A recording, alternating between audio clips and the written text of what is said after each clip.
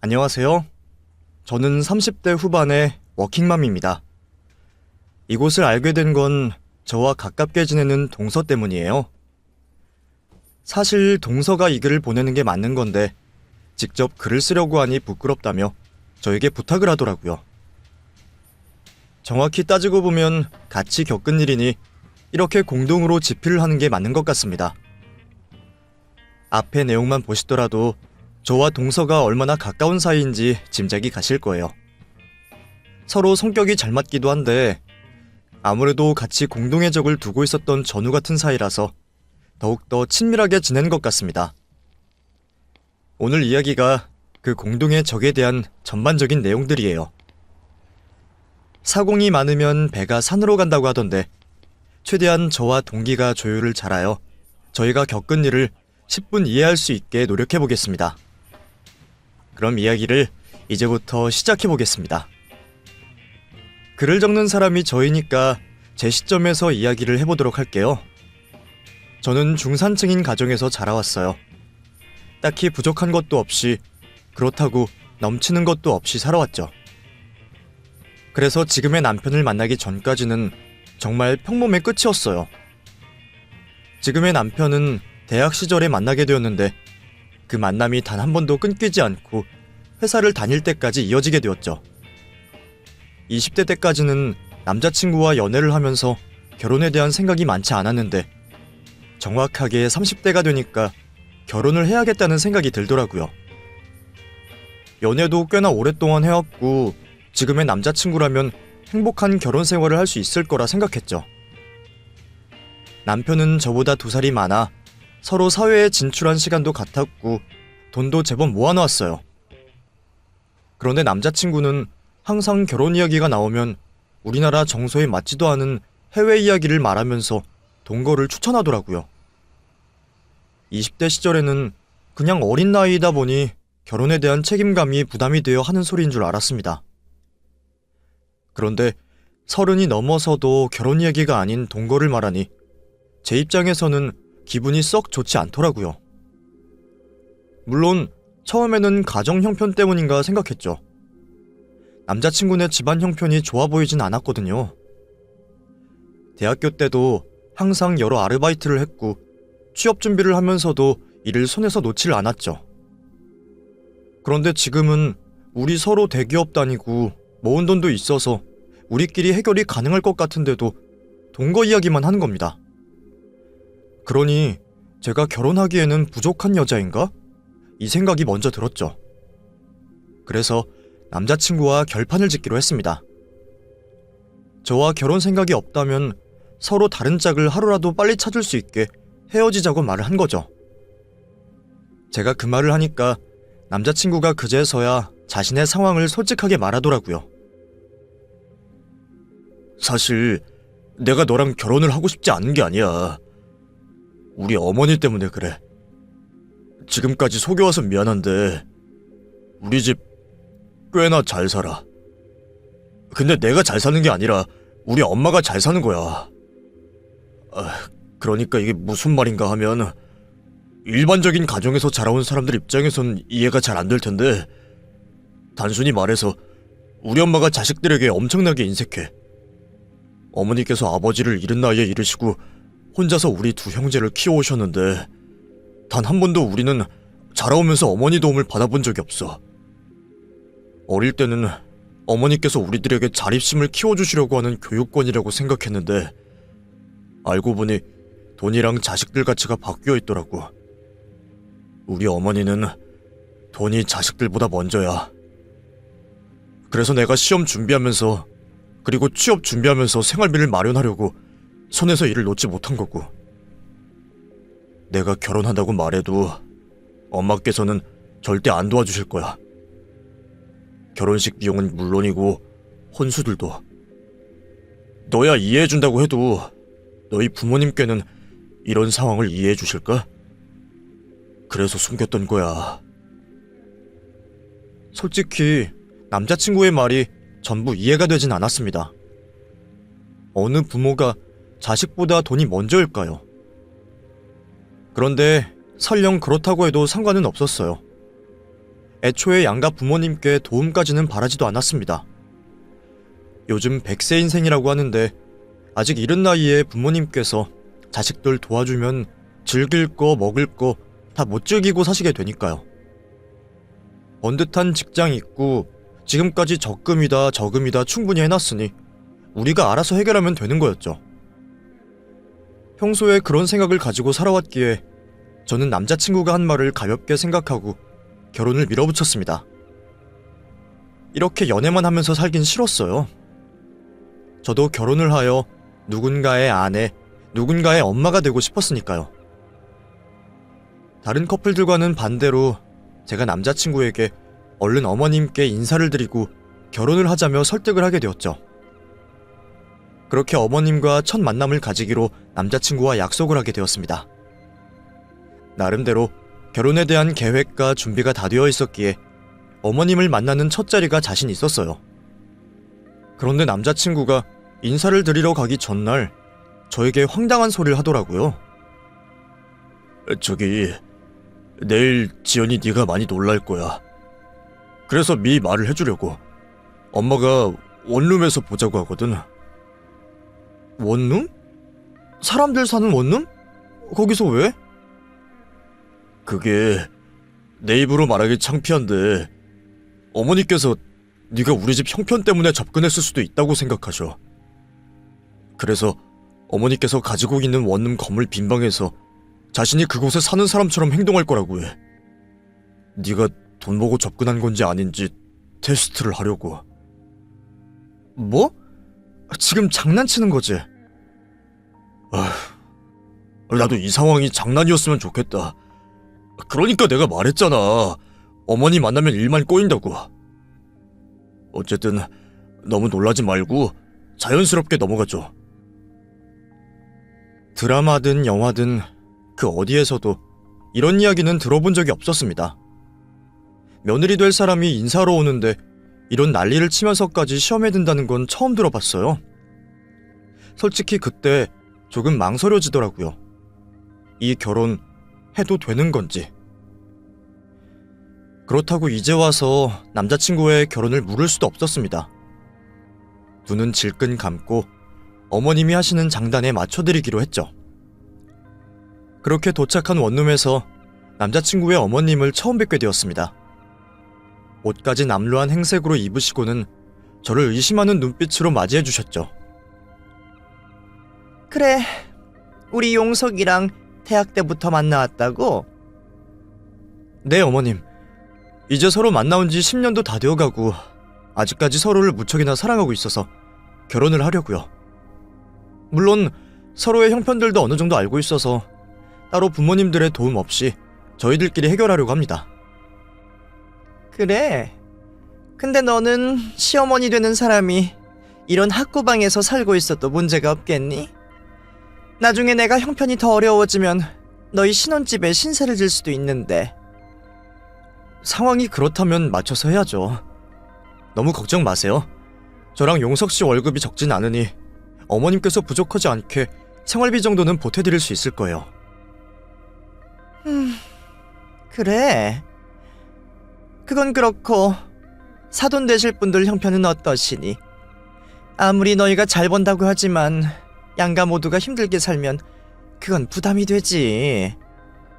두 분 모두 지금까지도 일하고 계시고 제가 외동이다 보니 저희가 스스로 결혼 준비까지 하면 노후까지 문제가 없으세요. 일찍 자가를 구하셔서 빚도 없으시고 나중에 받을 연금도 있으시고요. 그래. 그러면 뭐 돈 가지고 문제 생길 일은 없겠구나. 그런데 너 용석이에게 다른 이야기는 못 들었니? 네? 무슨 이야기요? 아니다, 됐다. 뭐 이렇게 찾아왔는데 내가 집이 이래서 따로 식사도 준비 못했구나. 용석이 네가 근처에 괜찮은 식당 알고 있으면 거기로 가자. 엄마 돈 없는 거 알지? 네가 계산해야 하니까 지갑 까먹지 말고 가져가고. 그 상황이 어이가 없었지만 이렇게 해야만 결혼을 할 수 있다니 어쩔 수가 없었습니다. 그 후에도 어머님께서는 제가 재산을 노리고 결혼하는 건 아닌지 의심을 하셨고, 나중에는 저희 부모님 집 등기부 등본까지 떼어서 보여드려야 했어요. 제가 혹시 저희 집 상황을 거짓으로 말했을 수도 있다면서요. 그렇게 은행에서 대출한 것보다 더 깐깐하게 확인을 한 뒤에 겨우 의심에서 벗어날 수 있었죠. 이후 어머님께 결혼을 허락받게 되면서 처음으로 어머님 댁으로 찾아갈 수 있었습니다. 정말 영화에서나 나오는 집이 있더라고요. 평수만 해도 150평이 된다는 그 집을 보니 그제서야 어머님께서 가지신 재산을 가늠해 볼 수 있었습니다. 이 정도로 잘 산다면 마음이 자연스럽게 넉넉해질 것 같은데 어떻게 저 정도의 마음을 가지고 계신지 이해가 더 안 가더라고요. 거기다 자신의 형편을 사실대로 말씀하시면서 저에게 거짓으로 한 행동들을 조금은 부끄러워하실 줄 알았는데 얼굴색 하나 변하시지 않으면서 뻔뻔하게 재력에 대해 말씀을 하시더라고요. 그때 어머님께서 보통 사람은 아니다 싶었습니다. 이후 결혼 준비를 하면서 정말 단 1원도 어머님께는 경제적인 지원을 받지 못했습니다. 결혼 준비 진행 상황에 대해서 설명을 하러 집에 갔을 때도 빈손으로 왔다며 오히려 꾸지람을 들었을 정도였어요. 저는 그 집에서 얻어먹은 게 물밖에 없는데 말이죠. 어쨌든 남자친구와 저는 다른 문제 없이 마음에 드는 전셋집도 구할 수 있었고 결혼식도 무사히 마칠 수 있었습니다. 한 가지 어머님에 대한 에피소드가 더 있는데 결혼식 비용을 저희가 다 냈는데도 불구하고 남편 쪽으로 들어온 축의금은 어머님께서 전부 다 가져가셨어요. 보통 이럴 때는 자식에게 결혼식 장비 반이라도 주시는 걸로 아는데 말이죠. 딱히 기대도 하지 않았던 거라 크게 놀라지는 않았습니다. 근데 진정한 문제는 그런 것들이 아니었어요. 남편도 시동생도 제가 집안에 들어오고 나서 알게 된 일인데 어머님께서 술만 드셨다 하면 이상한 술주정을 하시더라고요. 제가 들어오기 전까지는 보통 자신이 힘들게 살아온 인생에 대해 한탄을 하셨다고 들었는데 제가 들어오고 나서는 욕까지 하시더라고요. 어머님, 너무 많이 드시는 것 같아요. 그만 드시고 방에 들어가셔서 주무시죠. 제가 모실게요. 이년 봐라. 네가 뭔데 들어가라고 하는 거야? 너 내가 무슨 고생하면서 살아왔는지 알아? 너 같은 년은 절대 모를 거야. 내가 남편 놈 죽고 나서 얼마나 열심히 살았는지 네가 알아? 진짜 허리가 기역자가 될 만큼 남들에게 숙이고 다녔어. 내 별명이 굽신이었다고. 굽신이 알아 이년아? 너처럼 고생 하나 안 해본 년은 죽었다 깨어나도 모르지. 그래서 하는 말인데 내 재산 너희들이 나중에라도 챙길 수 있을 거라는 생각은 버려. 왜냐하면 그 돈은 내가 정말 피땀 흘려서 번 돈이라 내가 다 쓰고 이 세상 떠날 거거든. 만약에 다 못 쓰게 되면 나랑 같이 태워달라고 할 거야. 알겠냐고 이년아! 이렇게 술만 드셨다 하면 2년 전년 욕을 해가면서 저를 밤새도록 내내 괴롭히셨습니다. 그나마 다행이었던 건 제가 일을 하고 있어 시댁에 갈 일이 적었고 도움을 받는 게 없어 제가 할 일도 별로 없었어요. 몇 없는 명절을 제외하고는 어머님께 그런 행패를 당하는 일이 몇 번 없었죠. 반대로 말하면 명절이나 얼마 없는 가족 모임에는 꼭 그 행패를 당해야 했습니다. 그러다 시간이 흘러 저에게 동서가 생기게 되었습니다. 시동생이 지난 4년 동안 사귀던 여자친구와 드디어 결실을 맺게 된 거죠. 저랑 남편도 시동생과 동서의 연애 시절부터 자주 만나왔던 사이라 서로들 잘 알고 있었어요. 어차피 어머님이야 자신에게 금전적인 도움을 요청하지 않으면 결혼을 반대하지 않을 것임을 알았기에 이미 시동생이 결혼을 확정지은 것처럼 식을 올리기 한참 전부터 형님 동서하며 지냈습니다. 그렇게 미리 집안 사람으로 지내면서 제가 혹시나 해서 동서에게 미리 말을 해둔 게 있었어요. 바로 제가 당했던 어머님의 연극이었죠. 설마 이번에도 동서에게 그런 짓까지 할까 싶었는데 혹시나 싶어서 미리 동서에게 언지를 하게 되었습니다. 전에도 저와 남편에게서 몇 번 이야기를 들었던 적이 있던 동서도 제 이야기를 다시 한번 들으면서 설마 그런 일이 또 벌어질까 하더라고요. 그런데 모두가 설마 하던 일이 또다시 벌어지고 말았습니다. 과거에 저에게 했던 행동 그대로 말이죠. 그런데 이번에는 저에게까지 연기를 하라고 하더라고요. 그 좁은 방에 두 식구가 살 수가 없을 텐데 무슨 연기를 하라는 건지 도대체 어머님의 생각을 읽을 수가 없더라고요. 결국 어쩔 수 없이 연기를 하게 되었는데 어디에서 그런 옷을 찾아왔는지 다 떨어지는 옷을 입혀놓고는 무조건 돈 없는 척을 하라는 겁니다. 이런 짓까지 해야 하나 싶었지만 그래도 어머님이 시키신 일이니 별말 없이 따르게 되었죠.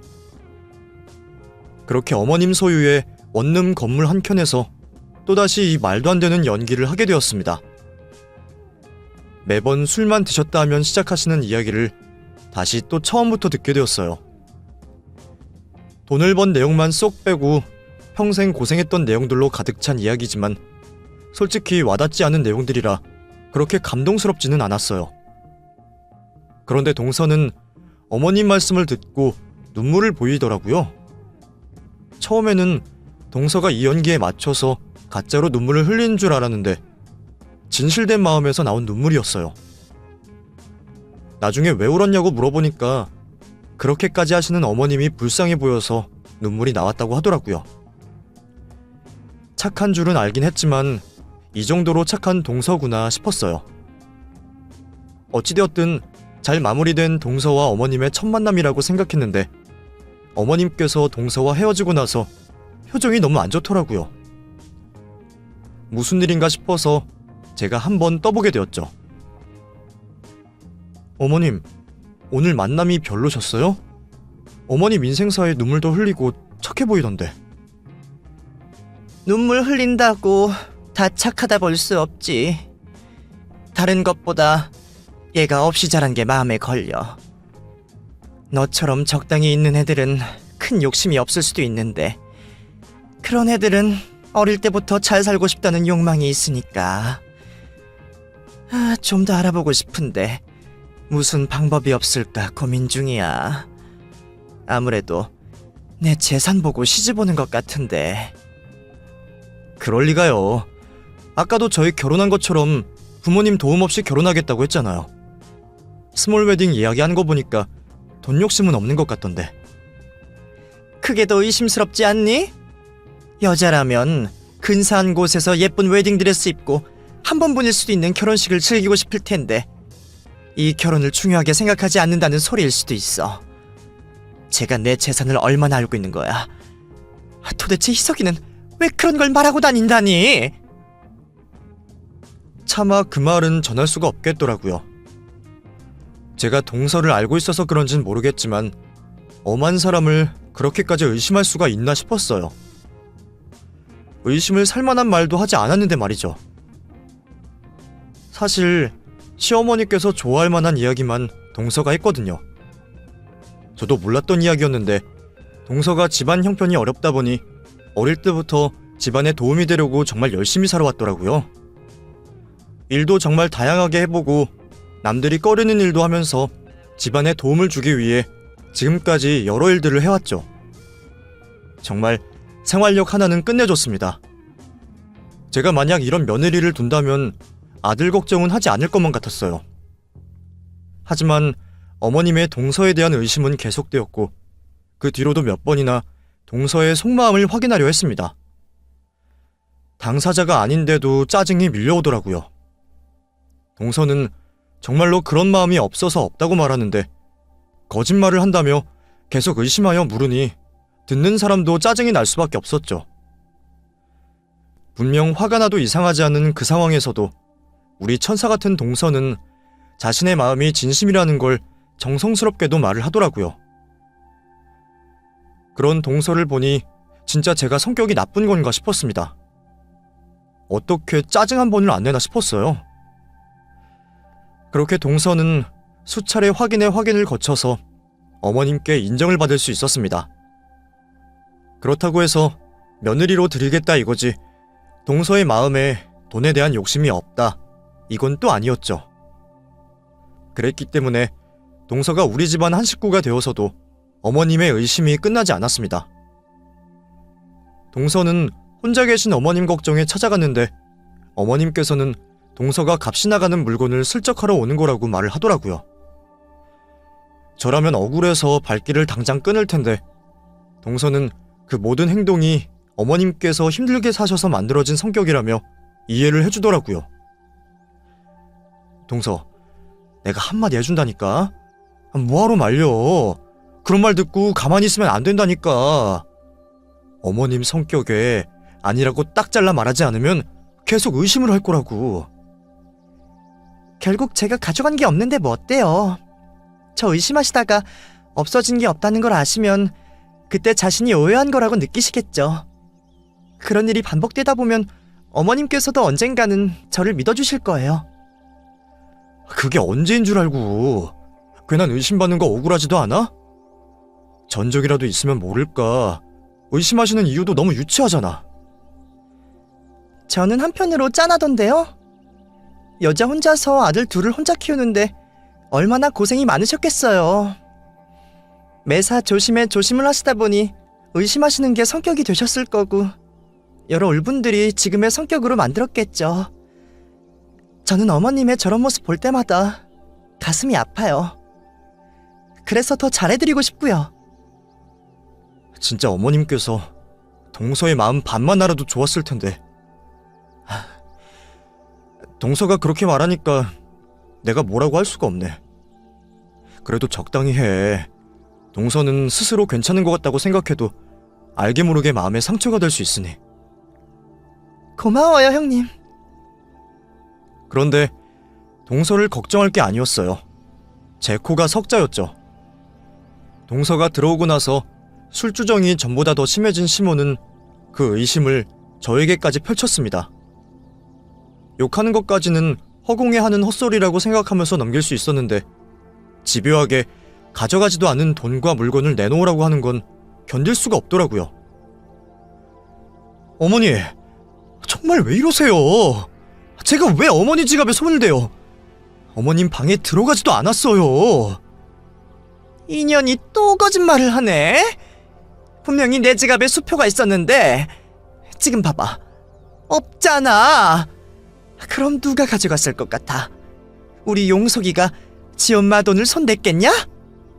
인연밖에 없어. 왜? 둘째가 같이 내 재산 홀로 당하자고 꼬시든? 인연들이 정말... 여보, 그냥 집으로 가. 내가 어머니 잡고 있을게. 어머니, 정말 지연이에게 왜 이러세요? 이 사람이 어머니 돈을 왜 가져가요? 저는 동서만큼의 넓은 포용력을 가지지 못했습니다. 억울한 누명을 쓰면서까지 며느리 노릇은 못하겠더라고요. 그래서 남편과 상의하에 시댁의 발길을 끊기로 했죠. 동서에게 미안했지만 제가 살려면 어쩔 수가 없었어요. 제가 없는 시댁에서 동서 혼자 고생하고 있을 게 훤히 보이다 보니 동서에게 몇 번이고 시댁에 찾아가지 말라는 말도 했었죠. 그런데 자기는 아직 며느리 노릇도 얼마 안 했다며 시모 곁에서 제모까지 하겠다고 고집을 부리는 겁니다. 어머님, 절대 안 변하실 거야. 동서도 희석이에게 어린 시절 이야기 들어서 알잖아. 자식들한테까지 인색한 거. 그런데 우리가 잘한다고 달라질 게 있겠어? 내가 동서에게 미안해서 그래. 어차피 우리가 어머님께 빚진 것도 없는데 자기 자식들만 어머님께 잘하면 되지. 형님은 그래도 몇 년 동안 어머님 밑에서 열심히 며느리 노릇 하셨잖아요. 저는 형님에 비하면 고생은 하지도 않았죠. 저도 견딜 수 있어서 하는 거니까 너무 미안해하지 마세요. 저는 형님 마음도 이해가 돼요. 괜히 저 때문에 이상한 일도 겪으시고 죄송해요. 다행히 동서와 저 사이에는 문제가 없었어요. 제가 시모에게 발길을 끊으며 동서가 하는 일이 더 늘어났을 텐데도 말이죠. 집에 자주 들어오라고 해서 일을 많이 시키거나 제사를 일일이 차리는 집은 아니었지만 그래도 며느리로서 기본적으로 해야 할 게 많을 텐데 그걸 혼자 다 하고 있었을 테니까요. 동서가 저와 시모의 싸움 사이에 끼인 존재인 것 같아 항상 미안한 마음을 가지고 있었습니다. 그래서 더 자주 연락하고 어디 문제가 없는지 물어보며 동서에게 신경 썼던 것 같아요. 남편은 시모를 챙겨주었지만 저는 우리 동서를 챙겨주었습니다. 그렇게 해야 제목까지 하고 있는 동서에게 제 마음이 전달될 것 같았거든요. 형님, 보내주신 선물 잘 받았는데요. 뭘 이런 걸 또 챙겨주세요. 저번에 화장품 선물 주신 게 얼마나 되었다고요. 번번이 감사해요. 저는 해드린 것도 없는데. 동서가 왜 하는 게 없어. 괜히 나 때문에 동서가 어머님 댁에 가서 고생을 하고 있는데. 그게 몇 번이나 된다고요. 명절에 음식 얼마 차리지도 않고 요즘에는 무조건 싸게 해오라고 해서 대부분 밖에서 사와요. 그래도 둘이서 뭐든 나눠 감당하는 거랑 혼자 감당하는 거랑 같나. 동서, 그래서 하는 말인데 어차피 동서 안 간다고 해도 대단한 난리칠 어머님 아니잖아. 오히려 추석이다 설이다 찾아가지 말고 돈을 들이면 더 좋아할 뿐이야. 괜히 찾아가서 그 말도 안 되는 술주정 받아주지 말고 동서도 그쪽에 발길 끊어. 조씨 집안 남자들도 어쩔 수 없이 가는 거 동서도 알잖아. 희석이도 저번에 가지 말자고 했다면서. 어머님은 다른 사람과 다르게 정말 죽어서까지 그 돈들 전부 자기 품에 안고 돌아가실 수 있는 분이야. 물론 동서가 꼭 돈 때문은 아니겠지만 뭐하러 욕까지 들으면서 며느리 노릇을 하려고 해. 저도 알아요. 근데 이러는 게 마음이 좀 더 편해서요. 그리고 이렇게 하면 형님께서 선물도 챙겨주시니 일석이조잖아요. 또 요즘에는 제가 가야 할 나름의 이유도 있어서요. 가야 할 이유? 그게 뭔데? 왜? 어머님 어디 안 좋으셔? 그이에게 그런 말은 못 들었는데. 아니에요. 그냥 한 말이에요. 요즘에 따로 시키시는 일들이 좀 있어서요. 안 그래도 이번 주 토요일에 김장하자고 저 부르셨거든요. 평소에 하지도 않던 김장을 한다고? 무슨 일이래? 맨날 사먹는 게 싸다고 하던 사람이.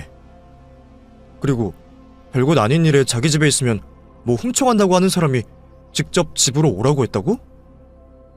그러게요. 이제는 김치를 해다 드시고 싶으신가 봐요. 참 별일이다 싶었어요.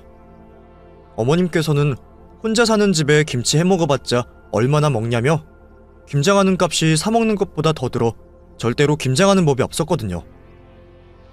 거기다 동서가 집에 발을 붙이기만 했다 하면 맨날 자기 돈을 노리고 집에 왔다며 집 나갈 때마다 몸수색을 해서 뭐 가져가는 게 없는지 확인해야 한다던 시모인데 무슨 바람이 불어서 김장을 하러 동서를 부른 건지 좀처럼 추측이 안 되더라고요. 그러다 문득 김장을 혼자 하는 동서가 뼈 빠지게 고생을 하는 건 아닌지 걱정이 되더라고요. 시모의 평소와 다른 행동에 미리 김장을 하자며 준비하는 걸 봐선 동서가 꽤나 고생을 할 거라고 생각이 들었습니다. 모르고 있었으면 모르겠는데 뻔히 동서에게 고생할 이야기를 다 듣고 나서 모른 척 할 수는 없겠더라고요. 제가 토요일에 시댁에 가서 동서가 홀로 할 김장을 돕기로 했습니다. 그렇게 주말이 되고 저는 동서를 돕기 위해 시댁으로 향했어요. 그런데 아무리 초인종을 눌러도 응답이 없는 거예요. 한참을 기다렸던 저는 안에 사람이 없는 것 같아 제가 대문 비밀번호를 누르고 집에 들어갔습니다. 정원을 지나 현관 앞에 섰는데 안쪽에서 동서의 격앙된 목소리가 들려왔죠. 무슨 일인가 싶었던 저는 곧장 안으로 들어가게 되었고 그곳에서 동서에게 두들겨 맞고 있는 시모를 목격하게 되었습니다. 반대인 상황이라면 모를까 이런 모습은 단 한 번도 상상해 본 적 없던 일이어서 어리나간 채로 그 모습을 바라만 보았죠. 아줌마, 이혼하면 남이야. 알겠어? 우리 관계가 그렇게 깨지기 쉬운 관계라고. 그러면 정도껏 해야지. 이건 해도 해도 너무하잖아. 사람 탈을 쓰고 어떻게 이렇게까지 못되게 굴어? 내가 무릎까지 빌며 부탁했는데 사람을 이렇게까지 가지고 놀 수가 있냐고! 길길이 날뛰는 동서를 우선 말리기로 했습니다. 아무리 어머님께서 잘못했더라도 이건 아니다 싶었거든요. 그렇게 두 사람 사이를 갈라선 저는 동서를 시모 곁에서 떼어놓았죠. 그리곤 도대체 무슨 일로 이렇게 된 건지 그 경위를 물어보게 되었습니다. 동서, 우선 진정 좀 해. 아니, 무슨 일이길래 어머님을 두들겨 패? 또 술 먹고 동서에게 뭐라고 한 것 같은데. 그래도 폭력은 아니지. 똥이 무서워서 피해? 더러워서 피하지. 도대체 무슨 일이길래 이렇게까지 한 거야?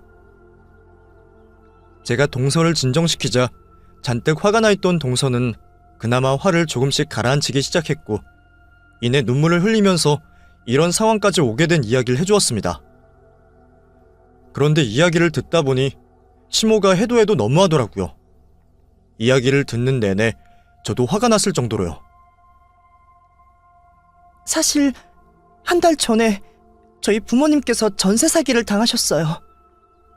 전세금 못 받은 건 물론이고 대출금까지 상환해야 하니까 정말 어쩔 수 없이 저한테 도움 좀 부탁한다고 어렵게 말씀을 꺼내시더라고요. 근데 형님도 아시다시피 저희가 넉넉한 형편은 아니잖아요. 돈 몇 천만 원은 어떻게 융통해 온다고 해도 몇 억을 한 달 안에 어떻게 구해요. 형님께 부탁해보려고도 생각했는데 괜히 말했다가 걱정만 안기는 것 같아서 말씀을 못 드렸어요. 근데 집에 그만큼의 돈을 가지고 있는 분이 있잖아요. 어머님이요. 그래서 제가 정말 어렵게 말씀을 드리게 되었어요. 형님도 아시죠? 어머님께 돈 이야기하는 게 얼마나 어려운지. 그래도 이번에는 제 사정 봐주시고 도와주실 줄 알았어요. 제가 몇 년 안에 갚겠다고 차용증도 쓴다고 했다고요. 어머님께서 제 이야기를 듣고 한참 생각하시더니 그 돈 빌려주시겠다고 하시더라고요. 근데 자기도 그 정도 돈을 바로 빼올 수는 없으니 시간이 좀 필요하다고 저보고 조금만 기다리라는 거예요. 투자 때문에 분산한 돈이 많고 직접 돈 빌려주는데 문제가 없는지 법적으로 알아본다고요. 저도 한 달 안에만 해결하면 되니까 시간적으로는 넉넉하다고 생각하고 문제 없다고 생각했죠. 근데 어머님께서 먼저 다른 각서 하나 쓰자고 하는 거예요. 돈 빌려주는데 응당한 값을 받아야 한다면서 말이에요. 그게 뭐냐고 물어봤더니 그냥 평범한 며느리 노릇을 하면 된다고 말을 하더라고요. 그 다음날 새벽부터 제가 얼마나 시달린 줄 아세요? 갑자기 새벽에 전화해서 아침상을 차리라고 하지 않나, 일하고 있는 저에게 당장 집에 와서 심부름하라고 하고 사람을 하인 다루듯이 이용해 먹더라고요. 그건 며느리로서 시어머니께 하는 정성 문제가 아니었어요. 그건 어머님께서 저를 농락했던 거라고요. 제가 왜 그런 생각을 하는 줄 아세요? 애초에 어머님은 저에게 돈을 빌려줄 생각이 없었으니까요. 저도 오늘에서야 알게 되었어요. 처음부터 돈 빌려줄 생각이 없다는 걸요. 제가 김장을 담그고 있으니까 겉절이에는 수육을 먹어야 하는 거라고 고기를 삶더라고요. 당연히 술도 한잔 했죠. 그리고는 매번 술 먹으면 하는 것처럼 이년저년 욕을 시작하더라고요. 거기까지는 괜찮았어요. 그런데 갑자기 저보고 제 꼴이 우습다는 거예요. 겨우 그 돈 하나 없어서 여기서 이러고 있다고. 그러더니 애초에 자기는 저희 집에 돈을 빌려줄 생각이 없었다며 저보고 김장까지만 하고 바보짓 그만해도 된다고 말을 하는 거예요. 그게 무슨 소리냐고, 약속이랑 다르지 않냐고 물어보니까 그 돈 빌려주고 나서 저희 부모님께 돌려받지 못할 수도 있는데 자기가 그 돈을 왜 빌려주냐며 비우는 거예요. 그런 말을 듣고 화가 안 나는 사람이 있겠어요? 혹시나 술에 취해서 하는 소리가 아닌가 했는데 그럴 생각 없었다며 확실하게 말을 하는 거예요. 처음부터 돈 빌려줄 생각이었으면 이렇게 시간 안 끌고 돈 빌려줬을 거라며 통장도 보여주는 거 있죠? 오히려 그 사이에 자기가 쓴 돈을 보여주면서 약을 올리니까 제가 눈이 돌아서 두들겨 패고 있던 거죠. 덩달아 화가 나기 시작했습니다. 이번에 동서에게 한 행동은 그 정도가 너무 심한 것 같아 저도 동서 편을 들게 되었어요. 그래, 너희들끼리 작당 모의 다 했냐? 왜? 첫째 너도 돈 빌려달라 하고 나 때리려고? 나 니년들이 이렇게 나올 거라는 걸 알고 있었어. 처음부터 내 돈 노리고 우리 아들들에게 시집 온 걸 알고 있었다고. 근데 니년들은 나를 너무 호락호락하게 생각한 거야. 내가 어떻게 모은 돈들인데 니깐년들에게 뺏길 줄 알고?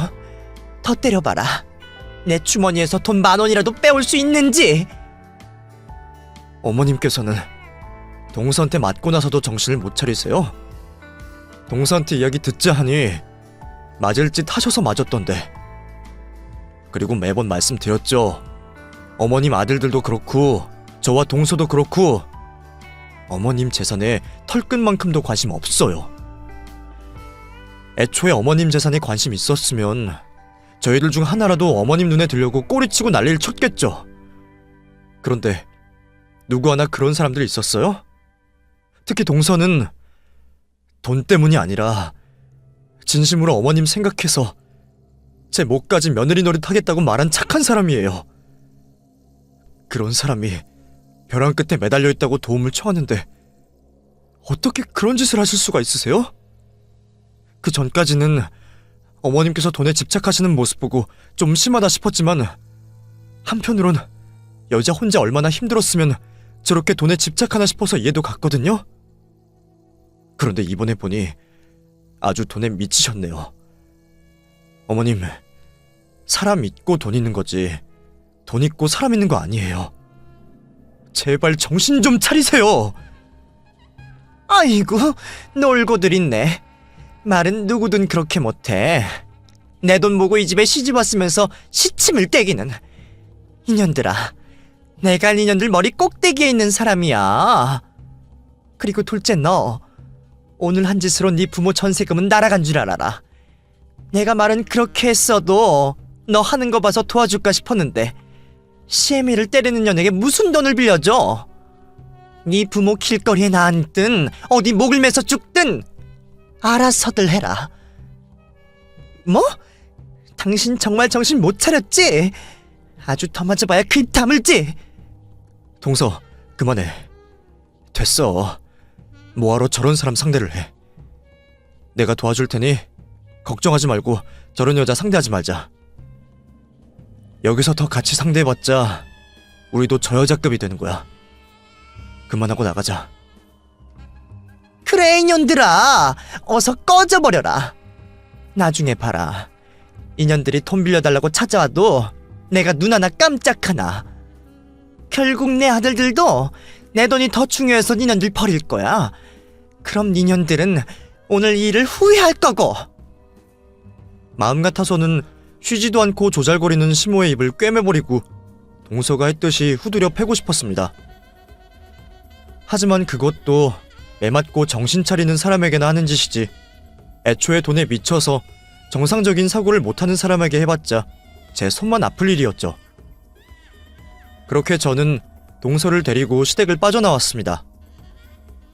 그리고 저희 집으로 데려가 앞으로의 일에 대해 상의를 하게 되었죠. 동서에게 빌려줘야 하는 그 금액이 꽤나 큰 돈이어서 저 혼자 해결할 수가 없더라고요. 당시에 한시가 급한 상황이니 남편과 저희 부모님 그리고 주변 친구들에게 조금씩 부탁을 하여 그 돈을 마련하게 되었습니다. 그리고는 남편과 시동생을 불러 오늘 있었던 이야기를 하게 되었어요.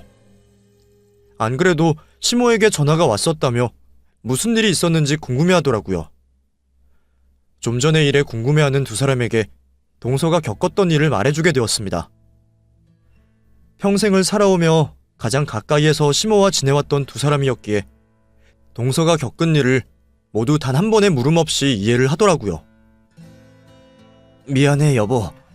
죄송해요 형수님. 설마 이 정도 일까지 생길 거라고 생각도 못했는데. 아무래도 내가 잘못한 것 같다. 장남으로서 어머니가 지금까지 우리 가족들에게 저렇게까지 하는데 어떠한 대처도 못한 건 모두 내 잘못이야. 그렇다고 내가 어머님께 말씀을 드린다고 해서 정신을 차리실 분도 아니고, 저렇게 가족들도 필요 없고 돈만 필요하다고 자기 입으로 말을 하는데, 더는 헛된 귀대를 걸어보는 것도 오늘같이 애먼 피해자만 만들 뿐이지. 나는 우리 가족을 위해서 이제 아들 노릇 그만하려고 한다. 지금까지 내가 어머니께 한 행동들이면 어머니가 나를 낳아주신 값어치는 충분히 한 것 같아. 어머니가 매번 말씀하시는 것처럼 기브앤테이크가 성립이 안 돼. 매번 우리만 마음이든 정성이든 어머님에게 주고 피해만 보잖아. 나는 우리 가족을 위해서라도 어머니와 연 끊으려고 한다. 희석이, 너는 어떻게 생각해? 나야, 형이 먼저 그렇게 이야기해주면 고맙지. 내가 동생인데 형을 두고 이런 말 하기 힘드니까. 나도 솔직히 희수가 어머니 찾아가는 거 매번 마음에 걸렸어. 매번 사람 무시하고 술 먹으면 욕이나 하고, 그렇다고 나중에 미안하다고 사과를 하는 것도 아니잖아. 내가 부모 자식 간 연 끊어서 우리 가족 편할 수만 있다면 난 찬성이야.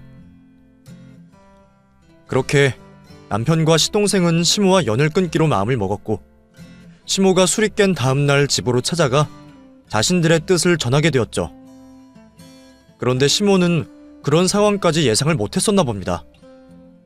아들들이 돈 때문이라도 자신의 옆에 붙어있을 줄 알았나 봐요. 사랑하는 사람을 버리면서까지요. 남편과 시동생 말로는 두 사람이 연을 끊겠다고 말을 하자 무척이나 당황한 모습이었다고 합니다. 그런 것도 잠시 자기가 가지고 있는 재산에 대해 줄줄 이야기하면서 그것들 전부 포기를 할 수 있냐며 두 사람에게 물었다고 해요. 그 돈이면 더 참하고 좋은 여자도 구할 수 있다고 말이죠. 정말 대단하지 않나요? 그런 순간에도 그런 말을 한다는 게.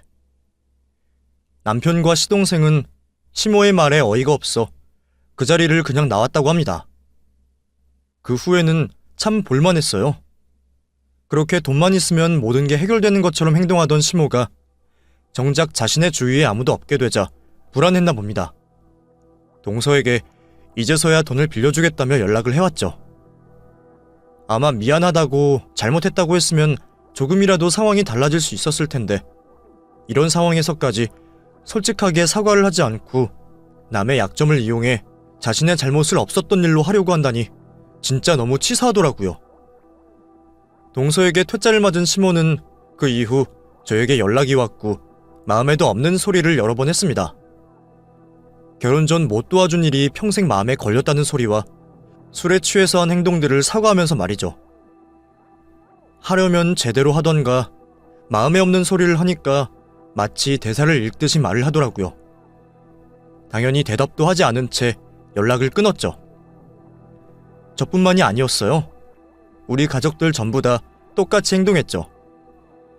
상황이 이렇게 되고 나서야 시모는 저희들 환심을 사려고 이 노력 저 노력 다 해봤지만 소용이 없었습니다. 이미 저희는 저희들끼리 똘똘 뭉쳐서 서로를 위해 지내는 것만으로도 너무 행복했거든요. 그렇게 지금까지도 시모와는 연락을 일방적으로 끊은 채 살고 있습니다. 요즘 같은 명절이면 시모 생각이 좀 나긴 해요. 물론 어떠한 동정심도 들지 않지만요. 그냥 진심으로 죄를 뉘우치고 잘못을 깨달았을까 궁금해하는 정도죠. 나이가 들어갈수록 이런 명절날 외로움이 더 커진다고 하던데, 제발 시모가 정신 차리고 사람이 바뀌었으면 좋겠네요.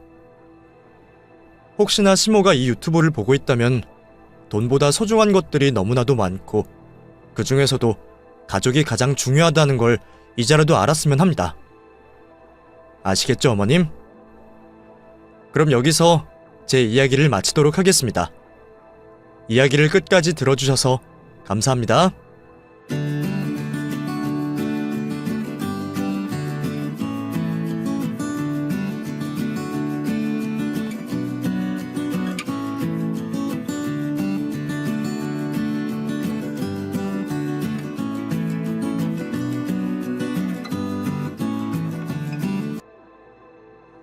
안녕하세요.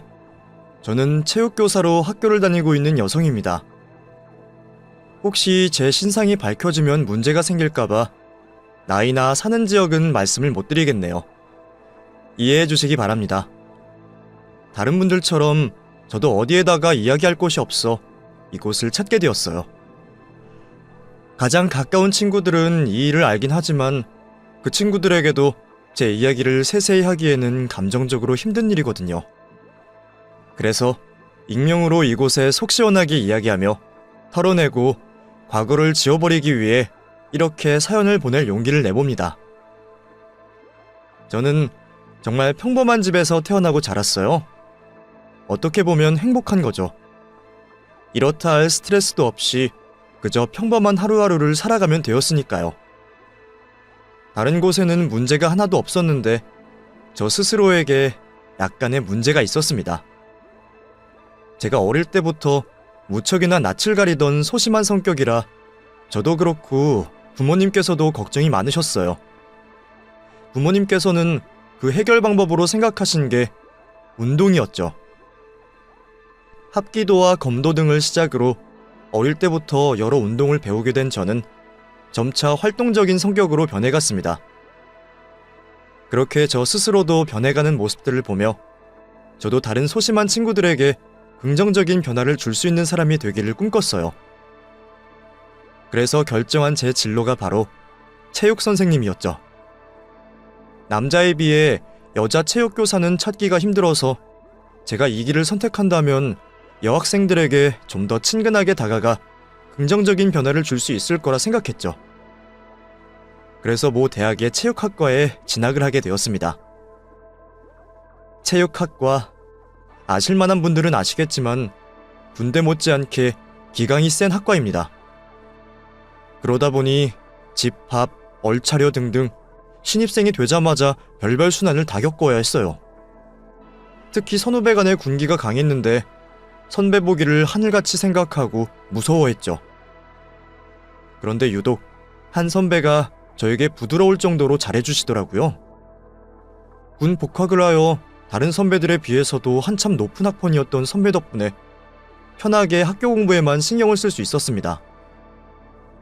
그런데 어느 날부터인가 그 선배가 직접적으로 저에게 관심을 보였어요. 외모와 성격 모두 좋긴 했는데 한 가지가 걸리더라고요.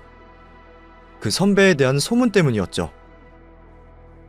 주위에 여자가 많다는 소문이 저희 동기들 사이에 있었거든요.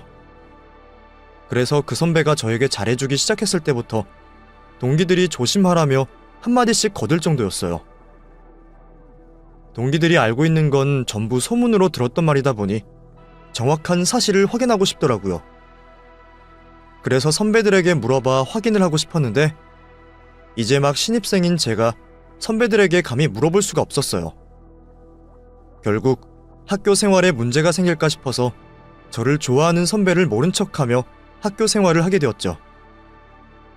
하지만 그 선배는 제가 귀찮아할 정도로 저를 쫓아다녔습니다. 그 정도가 너무 심하자 거절하는 이유를 정확히 말해야겠다고 생각이 들었죠. 그런데 제 거절의 이유를 들은 선배가 근거 없는 소문과 오해라며 억울해하더라고요. 거짓임을 증명해주겠다고 하는 말에 신뢰가 가기 시작했고 그것 외에 다른 것들은 제 마음에 들었던 선배와 사귀게 되었습니다.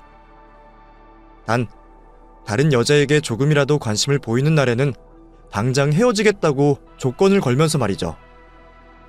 그 이후 오빠와의 연애는 이전에 제가 한 행동들이 전부 괜한 우려였다는 걸 증명하는 나날들이었습니다.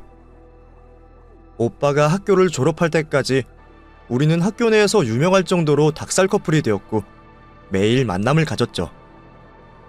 그렇게 대학을 먼저 졸업하게 된 남자친구는 평소에도 아르바이트로 종종 하던 헬스장 트레이너 일을 직업으로 삼게 되었어요.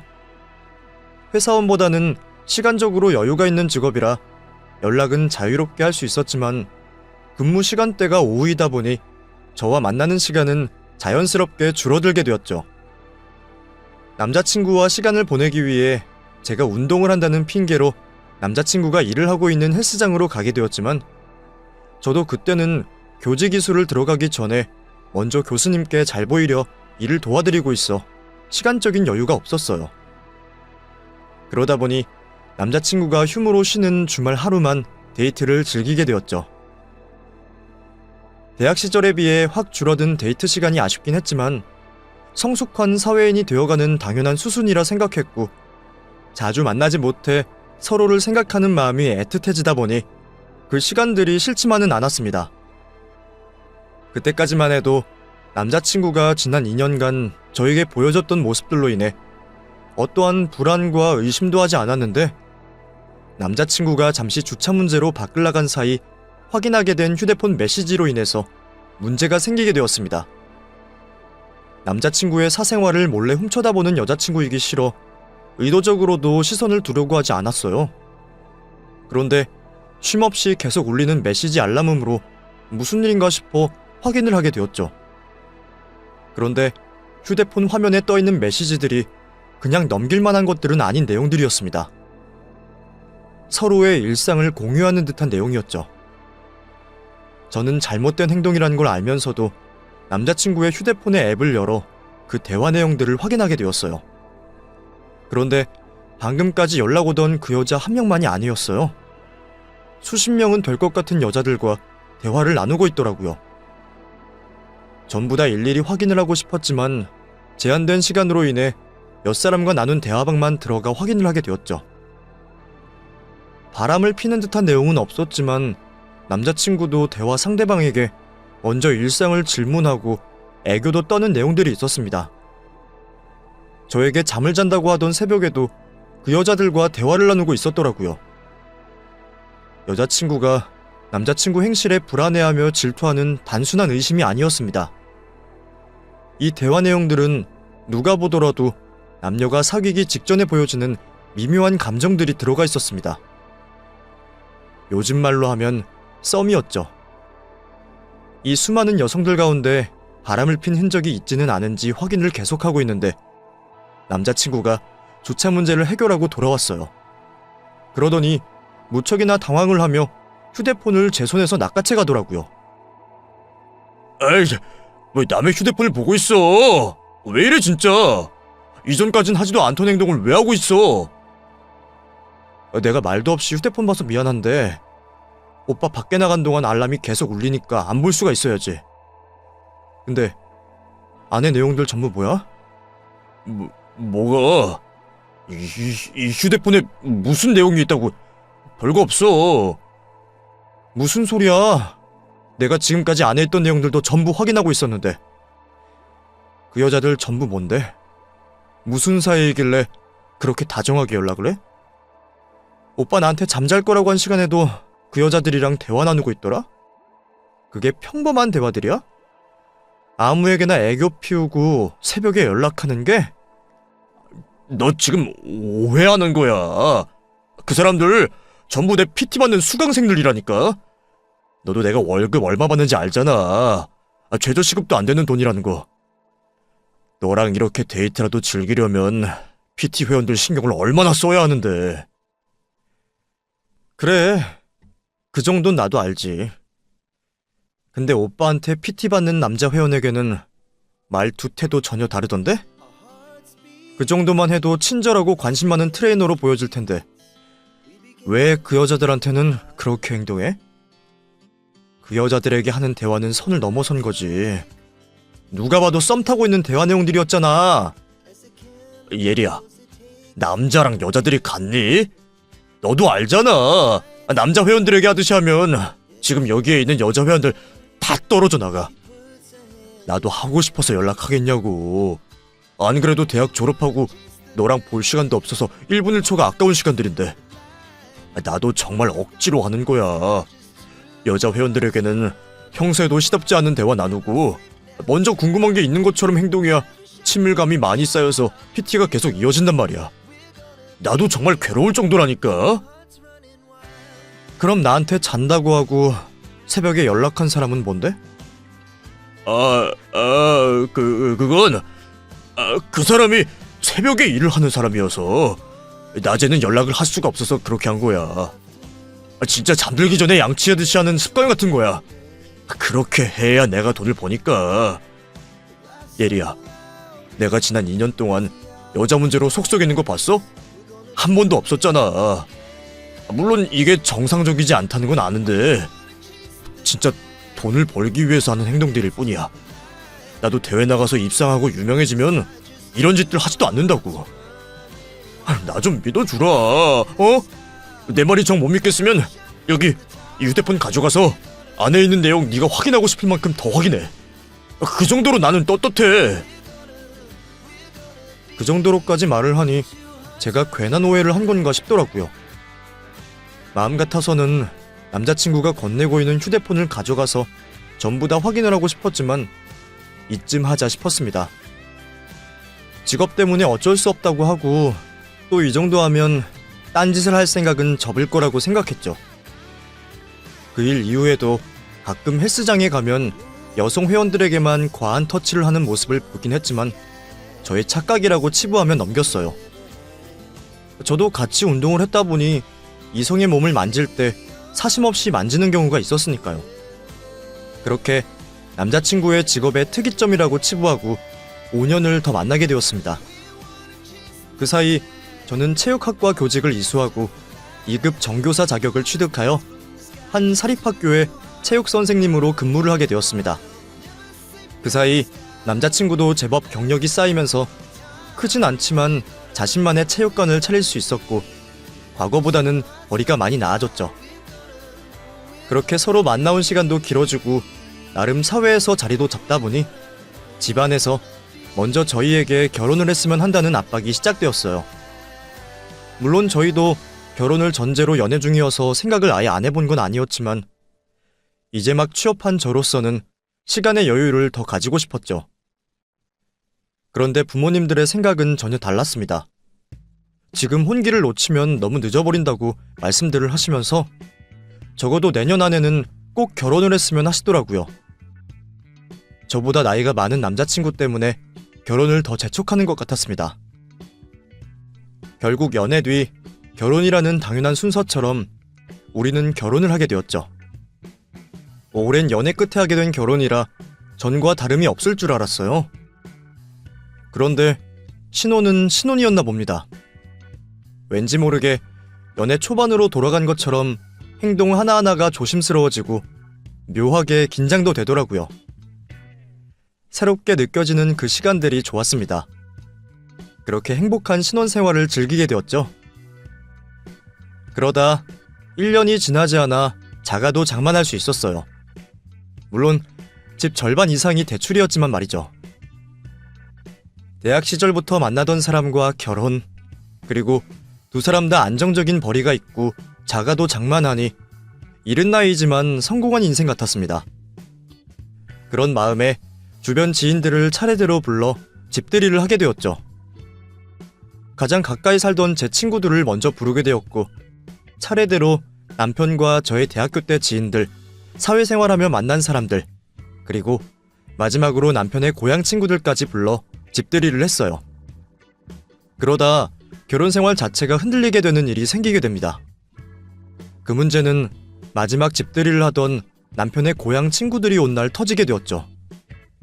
남편이 고향을 내려가지 않는 이상 좀처럼 다 같이 만나기 어려운 자리이다 보니 오랜만에 만난 남편과 고향 친구들 모두 얼큰하게 취해 있었습니다.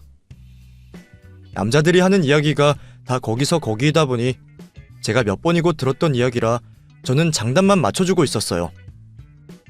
그러다 잠시 주방으로 빠져 숨을 돌리고 있었죠. 그런데 남편과 친구들은 제가 화장실이라도 간 줄 알았나 봐요. 갑자기 목소리 톤을 낮춰서 자기들끼리 소곤대기 시작하더라고요. 근데 재수씨, 그 일은 아직 모르는 거지? 야, 그거 알면 내가 오늘 너희들 부를 수나 있었겠냐? 몰라. 아니, 영원히 몰라야지. 그게 바라는 대로 되냐? 나중에 알게 될 상황에 맞춰서 그럴싸하게 준비를 해야 할 거 아니야. 아니면 매를 미리 맞던지. 이게 미리 매를 맞아서 되는 상황이야? 나도 혹시나 해서 매일 인터넷에 글 올라오지 않는지 확인하고 있어. 하필 요즘 미투, 성폭행 이런 것들로 말이 많잖아. 10년이나 지난 일이 또 수면 위로 떠오를까봐 내가 요즘 걱정이 많다. 하필 우리 고향 사건은 그것밖에 없으니까. TV에서 우리 고향만 나오면 내가 깜짝깜짝 놀란다니까. 됐어. 일어나지도 않은 일로 괜히 걱정하지 마. 야, 재수씨 돌아오겠다. 딴 이야기나 하자. 정확하게 무슨 사건인지는 알 수 없었지만 제가 모르는 사건에 남편이 연루되었다는 걸 알게 되었죠. 도대체 무슨 일이길래 제가 영원히 알아서는 안 되는 일인가 싶었어요. 그날 이후 며칠이 지났지만 제 머릿속에는 그 사건에 대한 생각으로 가득 차 있었죠. 도저히 머릿속에서 그 사건이라는 게 떠나지 않자 제가 직접 알아보기로 했습니다. 우선은 인터넷으로 검색을 하여 남편이 고향에서 학교를 다녔던 시기 동안 발생한 사건 사고들을 찾아보게 되었죠. 그런데 생각보다 남아있는 기사나 내용들이 없더라고요. 워낙 지방에 있는 소도시이기도 하고 시간이 지나 지워진 기사들도 많아 찾기가 힘들었습니다. 그런데 지속적으로 보이는 사건 하나가 있었어요. 고등학교 남학생 여럿이 한 여학생에게 성폭행을 저질렀다는 사건이었죠. 사실 검색하자마자 가장 먼저 보인 기사였는데 이건 아닐 거라 생각했습니다. 끔찍하고 범죄의 질이 너무 안 좋았으니까요. 저희 남편이 연루된 일이라고는 생각도 하지 않았죠. 그런데 해당 사건이 벌어진 시기나 범죄자들의 나이 모두가 남편이 학교를 다녔던 시기와 일치했습니다. 인터넷으로 알 수 있는 건 그 정도뿐이라 결국 제가 남편 고향까지 내려가서 직접 확인을 하게 되었죠. 그 결과 직접적으로 남편이 해당 사건의 가해자라는 말을 들을 수 없었지만 어떠한 사건으로 인해 학교에서 징계를 크게 받았다는 걸 알 수 있었습니다. 근처 지역 주민들도 오래전 일이라 정확하게 이름까지 기억하진 못했지만 남편 얼굴을 보더니 그 사건과 관련이 있다고들 입을 모았죠. 도대체 이게 무슨 일인가 싶었습니다. 제가 몇 년 동안 연애를 하고 결혼한 사람이 성폭행 범죄자라니 몰래카메라가 아닌가 싶더라고요. 충격적인 결과를 듣고 집으로 오는 내내 제발 몰래카메라이기를 바랬습니다. 하지만 집을 도착해서도 그 다음 날이 되어서도 아무런 일이 없었죠. 남편 입으로 사실을 듣기로 했어요. 이 사실이 맞다면 단 하루도 같이 살 수 없었으니까요. 당신 땡땡 여학생 성폭행 가해자야? 뭐? 당신 그 말 어디서 들었어? 그게 중요해? 가해자가 맞는지 아닌지 말을 하라고. 그게 가해자로 몰려서 처벌받은 건 맞아. 근데 내 말 좀 들어봐. 나 그 사건에 직접적으로 관련되지 않았어. 그 당시 내가 어울렸던 친구들이 한 짓인데 나까지 단체로 싸잡혀서 누명을 쓴 거라고. 그날 나는 거기 있지도 않았어. 정말이야. 그 말을 나보고 믿으라고? 자기 입으로 가해자라고 말해놓고? 정말이야. 그게 아니면 내가 이렇게 얼굴 들고 살아갈 수 있겠어? 진작에 잘못되었겠지. 나도 억울해. 그 친구들과 어울렸다는 이유만으로 징계까지 받았다고. 아무도 내 말은 들어주지도 않고 지금 당신처럼 나를 극악무도한 범죄자 취급을 했다고. 당신에게 말을 해야 하나 말아야 하나 엄청 고민했어. 그런데 지금 같은 반응을 보일까봐 먼저 말을 못했다고. 먼저 말하지 못한 건 미안해. 근데 나 정말 아니야. 예리야, 나 좀 믿어줘. 남편은 자신이 억울한 누명을 쓰게 된 일이라며 제게 변명을 했습니다. 나중에는 자신의 친구들과 시부모님까지 대동하여 해당 일이 누명이 맞는지 확인을 시켜주더라고요. 그런데 그 사람들 전부가 남편의 편일 텐데 믿을 수가 있어야죠. 저는 의심의 눈초리로 그 사건에 대한 더 확실한 증거를 찾으려고 했습니다. 그래서 남편이 방심을 하는 틈을 타 휴대폰을 확인하게 되었어요. 그 휴대폰 안에는 무슨 증거가 있지 않을까 싶어서 말이죠. 그런데 그곳에서 또 다른 황당한 사실을 목격하게 되었습니다. 억울하다며 기운 하나 없어 보이던 남편이 제가 안 보이는 곳에서는 연애질을 하고 있었더라고요. 이번에는 연애 때처럼 단순히 헬스장 회원 관리 차원에서 하는 대화가 아니었습니다. 어디가 예쁘다고 말하고 그 여자가 좋아졌다며 역겨운 말까지 하고 있었죠. 그 모습을 보니 지금까지 저에게 한 변명 모두 거짓임을 알겠더라고요. 단순히 여자들이 자기 주위에 꼬인 게 아니라 자기가 여자들을 꼬이게 행동하고 다닌 거였어요. 뭐가 어떻게 되었든 간에 이런 사람과 단 1분 1초도 살기 싫었습니다. 저는 남편에게 이혼을 요구하게 되었죠. 처음에는 억울해하던 남편도 제가 이전 일들을 들먹이며 대학 시절 지인들에게 확인을 해보겠다고 말하니 그제서야 순순히 이혼을 해주겠다며 말하더군요. 이혼 소송도 고려했습니다만 일이 너무 커지는 것 같아 그냥 조용히 이혼을 하게 되었어요. 정말 다행이었어요.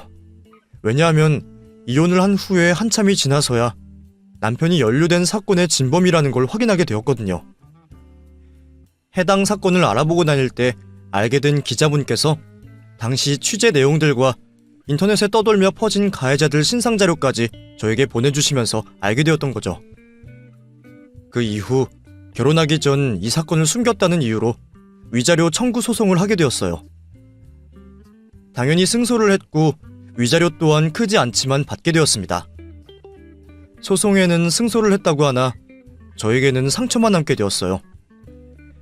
마음의 상처는 물론이고 결혼을 준비하면서 생긴 대출은 체육선생 월급으로는 부담되는 빚이었습니다.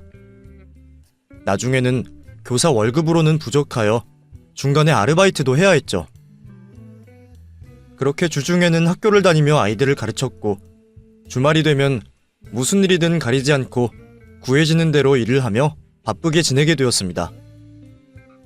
이혼을 하고 난 후에도 돈을 벌기 위해 매우 바쁘게 살았지만 그 일이 일어났던 달은 유독 더 바쁘게 지내게 되었어요. 왜 그런 달이 있잖아요. 경조사가 유독 몰린 달. 그때가 딱 그러한 달이었습니다. 생활비와 적금 그리고 대출빚을 갚으면 더 이상 경제적인 여유가 없던 탓에 지출이 많았던 이번 달은 주말에 한 개만 하던 아르바이트를 2개 이상 해야만 했죠. 그러다 1급이 좀 괜찮던 하객 아르바이트를 하게 되었습니다. 버는 돈에 비해 시간도 짧고 몸도 편한 일이라 고민하지도 않고 바로 하게 되었죠. 그렇게 신부의 하객을 연기하게 된 저는 앞서 하던 아르바이트를 마치고 곧장 식장으로 가서 기다리게 되었어요. 조금 일찍 도착하게 되었고 1시간 정도 남은 시간 동안 식장에서 기다리기로 했죠. 그렇게 식장을 돌아다니며 제가 참석하게 된 결혼식을 확인하게 되었는데 신부 옆 이름이 너무 익숙한 이름인 겁니다. 이혼한 제 전남편의 이름이었죠. 그때까지는 아니겠지 싶더라고요. 아직 이혼을 한 지 1년도 안 되었는데 결혼을 할 리가 없다고 생각을 했었습니다. 근데 계속 뭔가 찜찜하더라고요. 그래서 확인을 해보니까 신랑 부모 측 이름이 과거 저희 시부모님 이름인 겁니다. 그제서야 전남편 휴대폰에서 발견했던 대화 내용이 생각났습니다. 오늘 신부되는 사람이 그 메시지의 당사자인 여자라면 이렇게 금방 결혼을 하는 게 이해가 되었어요. 처음에는 돈이건 뭐건 간에 자리를 박차고 나갈까 싶었죠. 그런데 내가 무슨 잘못을 했다고 이 사람들을 피해야 하나 싶더라고요. 오히려 제 얼굴 보고 불안에 떨어야 하는 사람들은 이 사람들이었으니까요. 그리고 멀쩡히 있는 아내를 두고 불륜짓거리를 한 여자의 얼굴을 확인해보고 싶더라고요. 얼마나 잘났길래 그 짓거리까지 해놓고 결혼을 하는지 확인을 해보고 싶었죠. 그래서 식장에서 기다리다 신부가 있는 신부 대기실을 찾아가기로 했습니다. 신부 대기실을 가려면 엘리베이터를 타야 했고 버튼을 누른 채 기다리고 있었죠. 그런데 한 무리의 여자들이 오더니 오늘 있을 결혼에 대해 이야기를 하는 거예요. 이야기를 듣자 하니 전남편과 결혼하는 여자의 친구들 같았습니다. 근데 저번에도 말했지만 나는 정화가 너무 서둘러서 결혼한 것 같아서 걱정돼. 걔가 원래 학교 다닐 때도 좀 특이했잖아. 꽂히면 다른 사람들 말도 듣지 않고. 자기 딴에는 7개월 만에 결혼을 선택할 만큼의 무언가가 있겠지. 거기다 정화 아버님께서 두 사람 소개시켜준 거라며. 그러면 믿을 만한 사람이지 않을까? 그랬어? 나는 거기까진 몰랐네. 그럼 정환의 아버님 헬스장 직원인 거야? 그렇다고 들었어. 개인 헬스장 하다가 잘 안 되어서 아버님 밑에서 일한대. 근데 그러면 아버님께서도 정환 남편 될 사람 얼마 안 본 거네? 정말 괜찮은 거 맞아? 야, 연애 오래 한다고 좋은 사람 만나는 것도 아니잖아. 왜 잘 사는 집들 보면 만난 지 얼마 안 되어서 결혼 선택한 사람들 많아. 엘리베이터를 타고 신부 대기실 쪽을 갈 때까지 그 친구들의 이야기를 들어봤더니 전부터 연락하던 여자는 아닌 것 같더라고요. 만난 시기도 얼마 되지 않았다고 하고 두 사람이 먼저 만난 게 아니라 여자 측 아버지가 소개를 시켜줬다고 하니 제가 목격한 대화의 상대는 아니라고 생각되었죠. 그렇다면 이 여자가 자기 신랑 되는 사람을 제대로 알고 있나 싶더라고요. 제가 껴들어야 하는 상황인지 아니면 그냥 제 갈 길 가야 하는 상황인지 고민이 되기 시작했습니다. 1년이라는 사이 남편이 개과천선을 했을 수도 있지만 현실에서 그럴 확률이 얼마나 되겠어요. 거기다 신부 측 아버님이 먼저 소개시켜줬다고 하는 것 보니 분명 남편이 다른 사람들 앞에서 또 착한 사람, 좋은 사람인 척하며 연기를 한 것 같더라고요.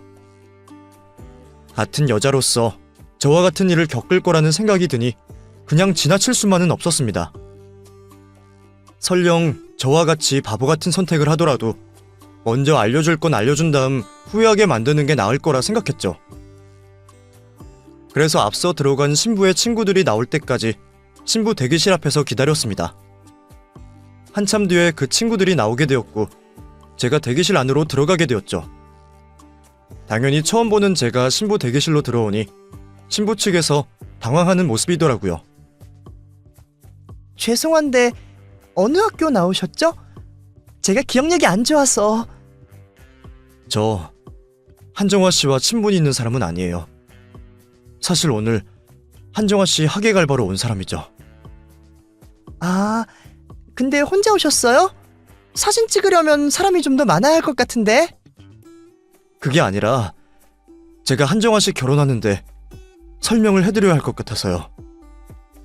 박장근 씨 때문이에요. 네? 제 남편이 왜요? 우선 오해 안 하셨으면 해요. 저 한정화 씨에게 아무런 감정 없습니다. 다만 걱정이 되어서 말씀드리는 거예요. 저 박장근 씨 전 와이프 되는 사람이에요. 네?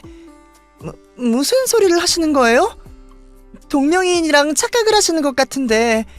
저희 남편, 저 만나기 전에 여자친구도 한 번 안 사귀어 본 사람이에요. 근데 전 여자친구도 아니고 전 와이프이시라고요? 저도 일하러 왔다가 전 남편이 결혼을 한다는 걸 이제 알게 된 거라 당장에 믿을 만한 증거가 만족하실 만큼은 없어요. 그나마 가지고 있는 걸 제가 보여드릴게요. 이거면 제 말을 믿으시겠어요? 박장근 그 남자 학창시절은 어땠다고 말하던가요? 운동 좋아하고 친구들과 교우가 좋은 학생이라고 말하죠. 이런 일을 했다고는 단 한 번도 말해준 적 없죠? 저는 저를 경계하며 쳐다보는 신부에게 남편이 저질렀던 성폭행에 관한 기사와 함께 인터넷에 그 성폭행 피해자들 신상이라며 떠돌아다니던 사진들을 보여줬습니다. 여자는 그 기사와 사진들을 보고는 손을 바들바들 떨더라고요. 아까 말했듯 제가 한정화 씨에게 무슨 감정이 있어서 이렇게 세상에서 가장 행복한 날을 망치려고 온 게 아니에요. 한정화 씨도 저와 같이 피해자인 것 같아 저와 같은 일을 겪지 않았으면 해서 이 사실을 밝히려 여기까지 찾아온 거예요.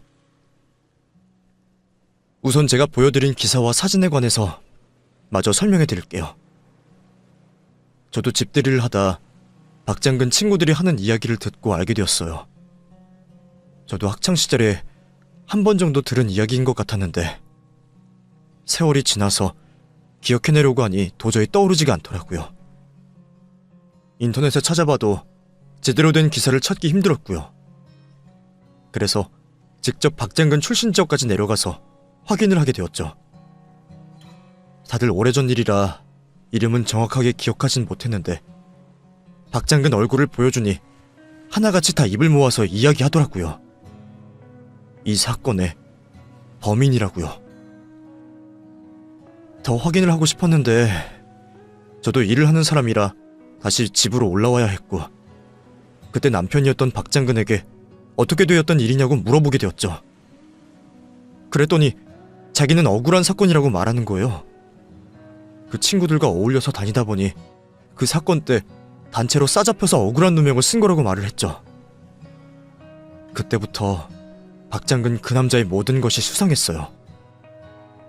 이 일 말고도 여러 일 가지고 항상 저한테 남의 탓과 어쩔 수 없는 상황 탓이라고 말했거든요. 대부분이 여자 일이었죠.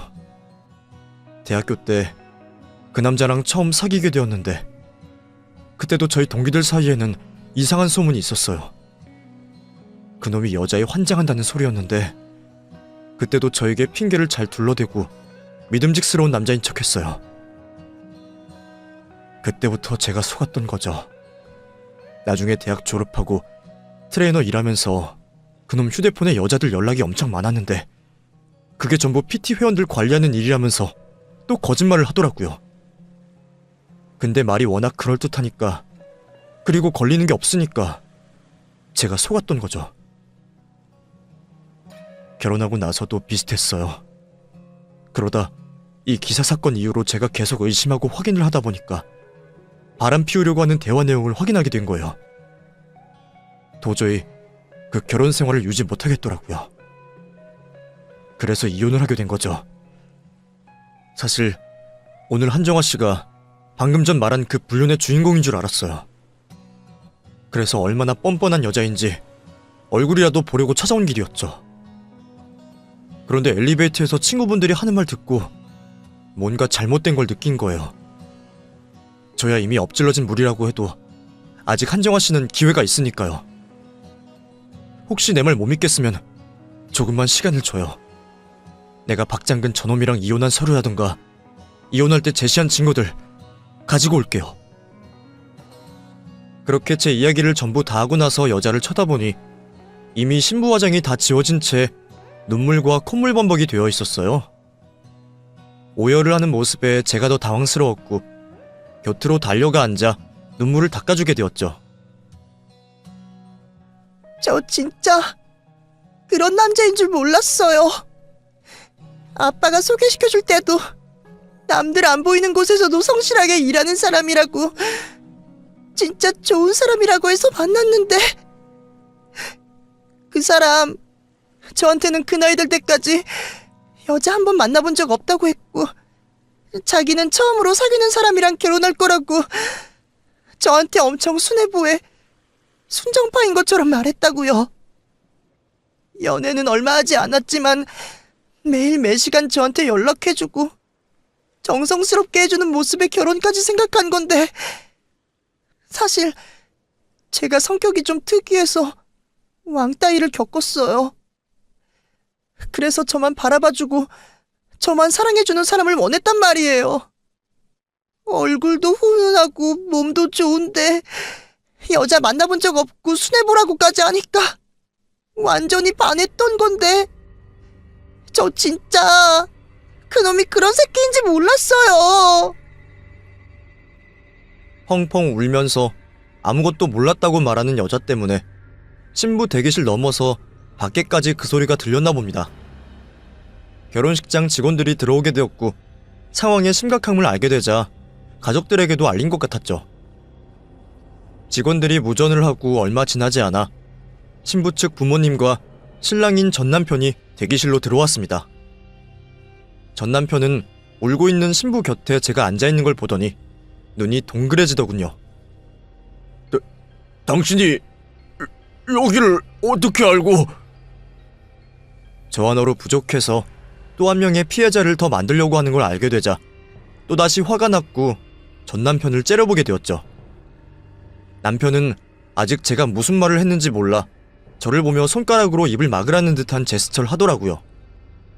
그리고는 나가서 이야기하자는 손짓도 저에게 했습니다. 그 뻔뻔한 모습에 더욱더 화가 났던 저는 밖으로 나가 남편에게 망신을 주려고 했어요. 근데 그 순간 엉엉 울고 있던 여자가 자신의 부모님에게 제가 말했던 사실들을 모두 말하더라고요. 아빠, 나 어떡해? 나 저 사람한테 속았어. 저 사람 성폭행범에 결혼까지 했던 남자야. 그것도 자기가 여자들한테 직접대다 이혼당한 사람이라고. 나 이분 아니었으면 정말 큰일 날 뻔했어. 저런 미친놈한테 속아서 정말 큰일 날 뻔했다고. 그게 무슨 소리야? 옆에 있는 분이 누군데? 정아야, 뭘 알아듣게 이야기해줘야지. 여자는 그때까지 가지고 있던 제 휴대폰을 자신의 아버지에게 건넸고 그 내용들을 모두 본 아버님께서는 저를 보며 딸이 말한 내용들이 모두 진실이냐고 묻는 것처럼 제게 눈빛을 보내셨습니다. 저는 그 모든 게 사실이라는 눈빛과 함께 고개를 끄덕이게 되었죠. 그러자 딸의 곁에서 일어나신 아버님께서 전 남편에게 다가갔죠. 아버님, 정아가 뭔가 오해하는 겁니다. 저 미친 여자가 저에게 무슨 억하심정이 있는 줄 알고 그 말을 믿으세요. 저 여자가 무슨 말을 했던 간에 제가 아니라는 걸 증명하겠습니다. 아버님, 저 1년간 직접 봐오셔서 아시잖아요.